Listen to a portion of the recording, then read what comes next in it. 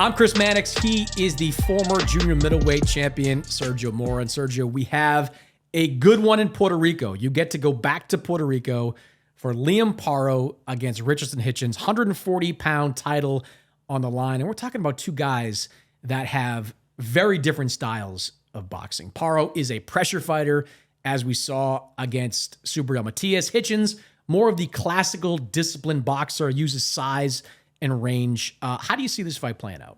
Tricky style matchup, and I like the fact that Liam Paro is always underestimated. He's a road warrior, nice southpaw, but he fights. He's like a puncher boxer. That's different than a boxer puncher. He looks for the big punch before boxing, and he's always on the front foot. But he's not just aggressive. He does it, in a sly manner where he can use his southpaw angles. So there's a lot to like with Liam Paro, and now that he's the brand new minted champion, that extra confidence is going to make him even that much better. But Hitchins, on the other hand, very, very difficult to look good against a tall fighter with long reach. That's another thing. His reach is going to be hard to come by. Discipline behind that jab. Hitchins is the type of guy that just talks your ear off outside the ring and jabs your face in inside the ring. He's not going to take any chances unless you force him to take chances. But if anyone's going to do that, it's going to be Paro. And he's been talking so much, I just think that he's going to have to put up something else, Richardson Hitchins. And in order to win this championship, I mean, you gotta really beat the champion. And this time around, I don't think that jab's going to be enough, especially with that close fight that he had with Gustavo Lemos, where he almost got knocked out and stopped, in a fight that he was controlling. Mm-hmm. In a fight that he was controlling, not necessarily decisively winning. You had, Lemos ahead in that fight, but he was in control in my book with that jab. He's going to need more than that to beat Paro and take that championship. The big question with Hitchins, as it's been going into like every one of his last few fights, is how does he handle that 10-pound rehydration clause? It might seem like a small thing to people outside of boxing, but Richardson Hitchins is a really tall guy for 140. And when he naturally rehydrates, he goes into the 150s. The IBF has a clause in place that says overnight you cannot rehydrate more than 10 pounds. That has not been a problem for Liam Paro, who is the shorter, naturally smaller fighter. It has been a big problem for Richardson Hitchins. And Hitchins believes it was one of the reasons that he didn't dominate that fight against Lemos.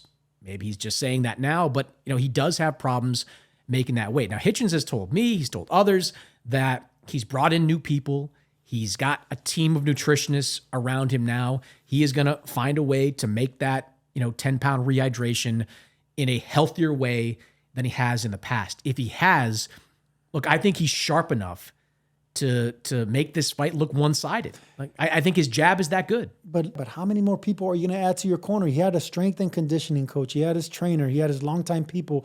I mean, that's just discipline on your part. And the fact that maybe you're outgrowing that weight class because he is such a tall fighter with wide shoulders. So when you have wide shoulders, you could distribute that weight a lot easily.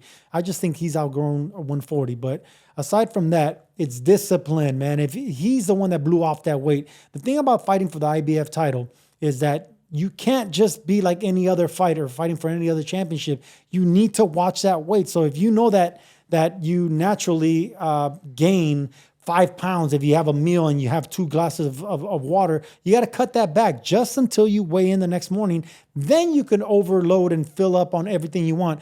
That's part of the rules, man. If you want to win the IBF championship, you got to play by their rules. Hitchins is going to have to play by the rules this time around. He's going to take from his confidence. But in the end, once he makes that weight the following morning, that 10-pound hydration clause, then he can do what he wants, and then he can get that confidence back. All right, so who do you got in this fight? I like Paro. I like Paro in this fight. I think he brings a championship experience. I like that quiet confidence. I don't like guys that talk too much, man.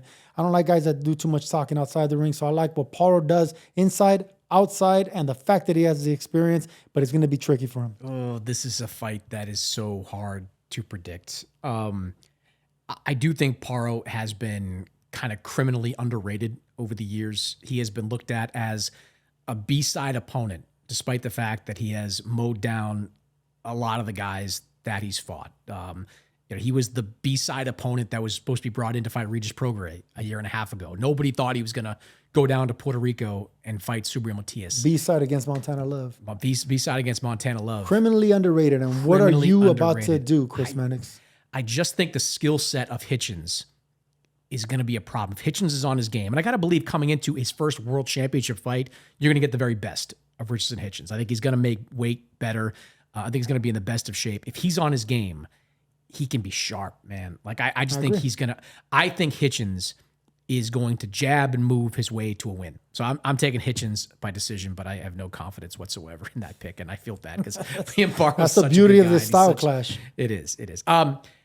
One of the big stories of this past week, Sergio, has been the Virgil Ortiz Boots Ennis drama. You know that Boots and Virgil, it seems like they've been on a collision course for the better part of the last few weeks. After Boots won his last fight against Karen Chukadzian, he said, look, maybe I need to move up to 154. A Virgil Ortiz fight was right out there for February in Saudi Arabia.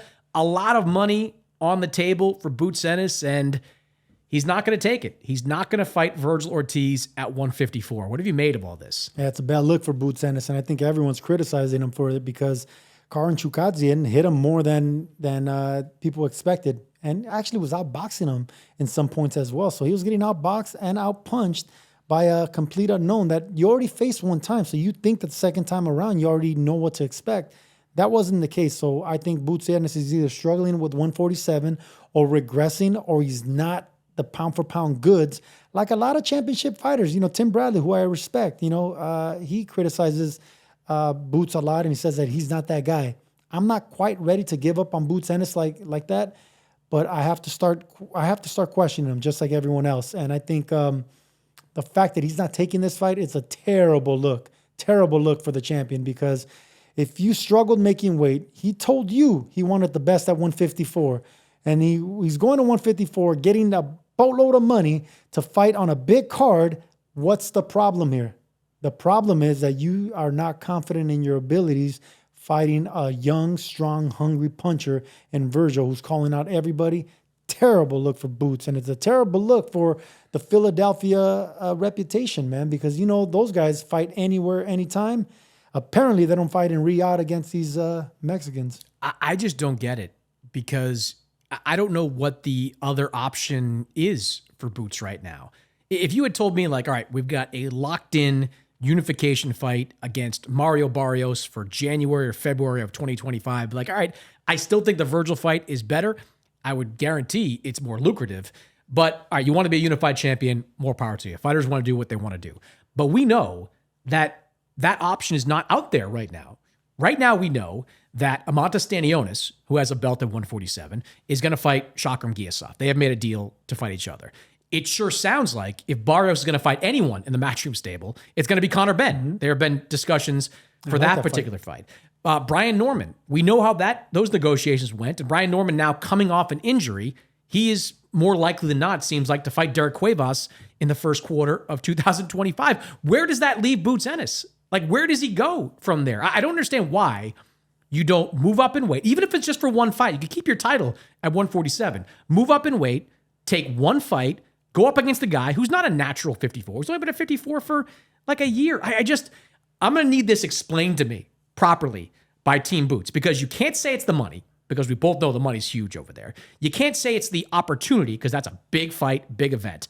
I don't get why he's walking away from it. That's the most confusing part. He's not walking away from this fight to something else. He's just walking away from the fight.